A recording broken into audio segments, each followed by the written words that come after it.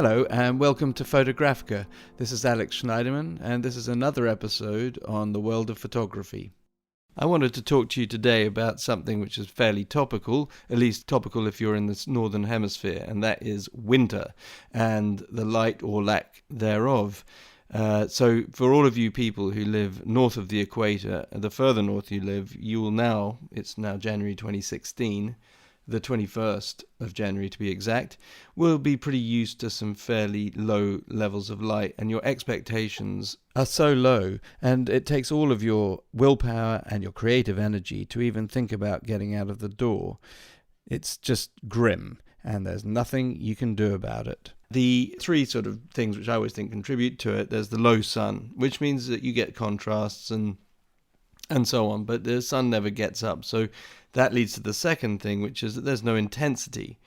So even when the sun is out, what you get is this bright, shining light and deep, deep dark shadows with no intensity in the shadows. So there's no contrast and no mid-tone, so nothing to play with. And particularly from a printer's point of view, such as my own, that reduces your opportunity to make prints as varied as possible, so you are restricted. The last of my three things is the permagloom, that sort of condition which I think is more European perhaps than North American continental, where there really is no variance to the light. So you've either got bright, contrasty blacks and whites or light highs and lows, or you've got just this awful sort of flat nothingness, which not only depresses you, but certainly doesn't inspire you with the subject matter that with any subject matter that your eye may fall upon. So those are the three things that I think we all face and that we all have to deal with. But there is a potential upside to this permagloom and despondency that we feel at this time, which I've noticed in both photographs I've made myself and the prints I've made from those, and the work I've done for other photographers who really do relish these conditions. And as surprising as that may sound to some of you, these conditions do offer you the opportunity to stretch yourself and produce some unexpected gems. And this is what I wanted to talk to you about today. I believe that there is great beauty in darkness. And let me just first of all cover the technical side of this. Cameras and film and ISO and all of those things which are designed to be used in balance and in optimal conditions are all very well and good when they work. And when you've got plenty of light or you've got adequate speed, range that you can use so you don't get camera shake, and you've got space left and right on your aperture ring, you've got all sorts of opportunities when your light is decent. But when your light is poor, you really don't have many opportunities at all. You've opened up your aperture to maximum, you've slowed your shutter speed down to minimum, and you're precariously on the edge of the capabilities of the camera, the sensor, or the film, or whatever. And we dread it, and we don't want to get anywhere near it. So camera designers, manufacturers make it so that ISO is super sensitive, so we never have to worry about it. And we've got image stabilization and so forth, which gives us extra stops of balance so that we avoid the dreaded camera shake. But I actually believe that there's a point where your camera and your ISO and your shutter speed are all extended to their absolute nth degree of permitted usefulness or normal usefulness, where some magic can happen. And I think there's something that happens on the edge of darkness, i.e. the point where the camera really is failing, that you get some really interesting results. I think this is because you're pushing a machine to its absolute limits and beyond. And in fact, this is the point where the designers are losing their way. They don't really know how to quantify what happens to a piece of machinery that's scientifically proven to work in optimal conditions when you push it beyond. And that's when you get into the netherworld of the strange. And if you go with it rather than dread it, I think you can get some pretty amazing results. And I believe also that it is at this point that if you embrace this darkness and this strange luminosity that you get when things are just falling off all over the place. I mean, in film terms, it's what we call reciprocity failure, where the film stops responding to light. And in terms of the sensor, it's when the noise starts building because the sensor's getting too damn hot. And it's at this point that if you really know your camera and it's something that you've got used to using and you kind of know its properties so well, that I believe that by pushing yourself over the edge, putting your camera over the edge, that you develop a synthesis with the camera. That this is the point where you do a deal with the camera. It's almost like you're offering up a prayer to the camera to work. And in this area of desperation, I think art happens. Or art can happen, at least, if you go with it. And if you let yourself slip over the event horizon of the capabilities of your camera, you can find yourself being carried into some pretty weird, dark places through this strange synthesis effect, which is peculiar to you and your camera. Remember that. Nobody else is going to get the same effect when you're pushing your camera over the limit. So it's just you. So when you see these pictures are the ones that only you and that camera could have taken. And I think that's quite special. At this point, it might be useful to point you in the right direction for some examples. I'm going to put the links in the program notes attached to the podcast. Take a look at a book published by Magnum of night photography, and you'll see some really beautiful pictures that should probably never have happened, except that the photographer was there and took the pictures. Film was never built to be used like that. It was used in optimum circumstances, but because Tri-X and some other films have such a wide latitude and in the right hands with the right printer, you can really get some magic out of it. Again, you're always at every level going to be pushing the boundaries of the physical medium, so you get much less dependable or reliable results. I would also point you in the direction of some photographs by Bill Brandt, who photographed in London during the Blitz and consequently the blackout. An odd situation, really, to have a large city like London in complete darkness. So the only lighting that he would have had to work with would have been moonlight when there was any. Otherwise, it was pitch black. And these pictures are beautiful. And I'm not massively into Bill Brandt's work, but these pictures are stunning. So I will give you a link to some of those in the notes. Take a look at them there. So how do you print these difficult pictures? Well, that is the big story, because it's here that a bit of know-how and skill will really come into its own.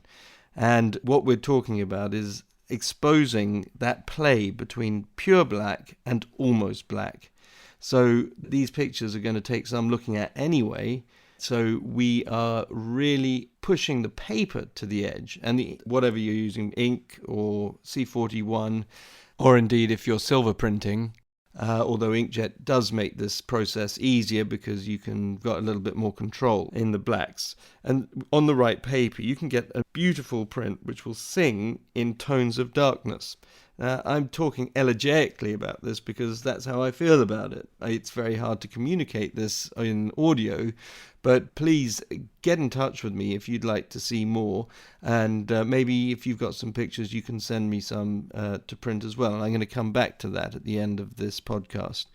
But anyway, you've got to be daring and you've got to push yourself. Again, if you're printing these yourself, you've really got to allow these prints to never ever show white almost, because that doesn't work in the human eye. Let's talk about it in digital terms. You've got your histogram, and you've got on the left you've got 0, and on the right you've got 255. So you've got pure black on the left and pure white on the right.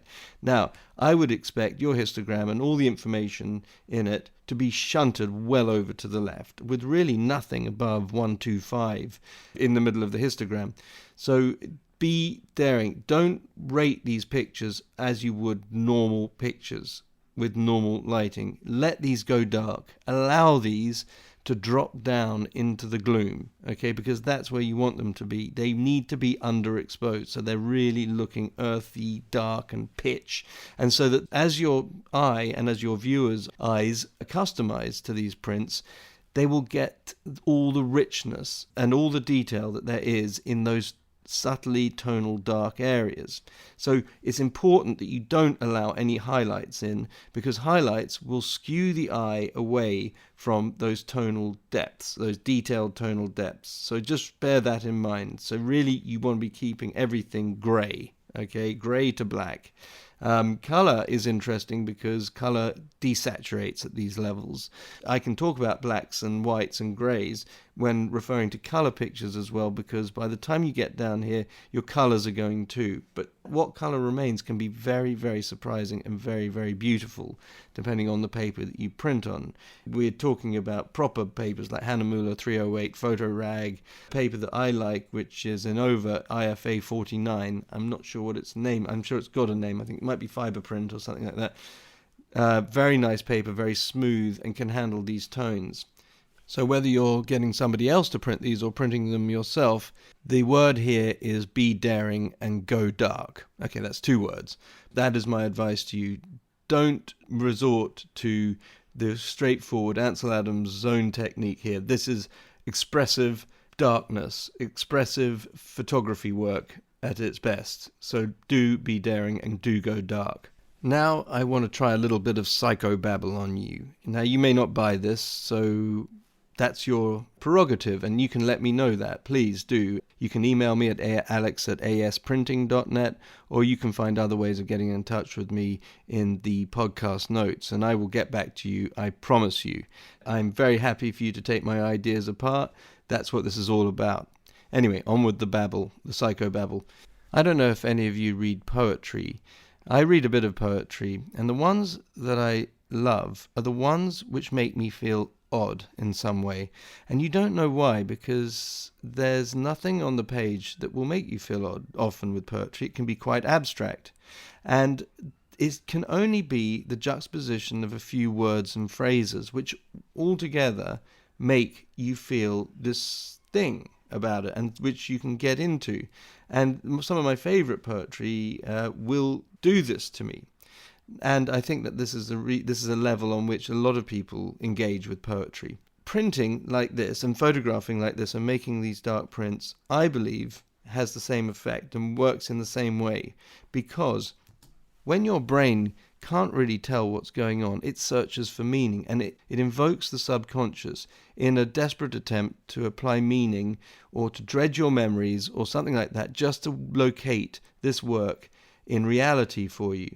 And this, I think, is where art happens. This is, at least for me, part of what I love about looking at pictures, listening to music, reading poetry, reading books. It's that moment when something deep inside is touched because your conscious can't make sense, and it resorts to your subconscious in a desperate bid to place this work, these words or images, in a setting or a context that the conscious brain can understand. And what happens is your subconscious, which is full of memories and full of feelings and things like that you don't invoke on a daily basis and you don't bring to your consciousness at all, are dragged up to the front. And it's like dragging something out of the murk. And I suppose in some ways it's very much like the pictures that I'm describing. You're dragging details up out of the primordial soup up to the surface to be gazed on with your consciousness. And this is something which is uncontrollable. You can't really understand it in normal terms, but I believe psychology does have an answer for it. But you are very much at sea, and it's something slightly disconcerting about this too. Now, I believe that is why these very dark prints can be so magical, because they provoke this response in you and your viewers. Now, you can take issue with this, and as I said, I am very happy for you to get in touch with me and let me know what a load of crap I'm talking. But I will take you on, and I will try and find examples, and I will try and work this out for you in such a way that you will understand and believe me that it's true. Anyway, whichever, whether you think it's a load of horseshit or you think there might be something in it, I would recommend that you at least try it out and see if you can't see what I'm talking about, and then tell me that I'm just crapping on and that you would like to take me to task over that, or that I was absolutely right. All I've been talking about does come from many years of printing my own work and other people's work in exactly this way. And even when clients of mine have not been looking for these sort of prints, I've tried them out, presented them to them as a sort of flyer, and they've often loved them. It really is worth a go at the very least. So for those of you who've been listening to this who live in the Northern Hemisphere and know what I'm talking about, and for those of you who live in the Southern Hemisphere and you're basking in beautiful sunlight, you can look forward to doing this in the winter. I really recommend you try it. Don't forget to check out my website, asprinting.net, if you'd like to get in touch with me about printing or consult me on a new exhibition that you might be having, or just to have a chat about photography. I'm always open to that. So don't forget, the details are all in the podcast notes, and I look forward to hearing from you if you'd like to get in touch. Until next time, goodbye.